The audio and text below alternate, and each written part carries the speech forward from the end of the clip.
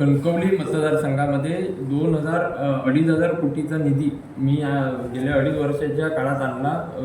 महाविकास आघाडीचं सरकार असतानाचा बॅकलॉग 2.5 वर्षात भरून काढला असा दावा आमदार नितेश राणे यांनी केला आहे. लोकसभेच्या निवडणुकीमध्ये तुम्ही इथे कणकवलीत प्रचार सभा घेतली होती, मात्र तुमचे उमेदवार विनायक राऊत हे पराभूत झाले होते. मग आता पुन्हा तुमची सभा होते आहे. मागच्या सभेचा आणि या सभेच्या तुलनेत आमदार नितेश राणे यांच्या दाव्याबद्दल तुमचं मत काय?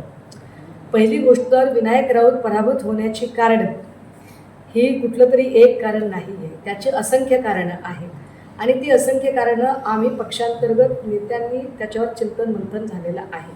त्यामुळे कुठेतरी नितेश राणेसारख्या माणसाने कावळा बसायला फांदी मोडायला गाठ पडली अशा पद्धतीच्या विधानांचा आमच्यावर असर होत नाही, हा एक भाग आहे. दुसरा भाग असा की 2,500 कोटीचा निधी आम्ही आणला आणि आम्ही विकास केला असं जर म्हणायचं असेल तर नुसते आकडे नाचवू नका. 2,500 कोटींचं काम काय काय केलं ते तपशिलात सांगा.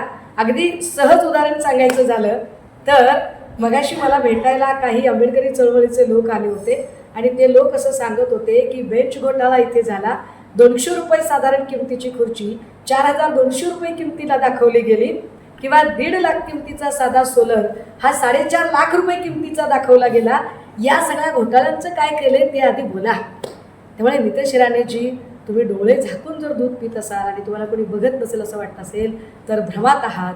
उठा, जागे व्हा.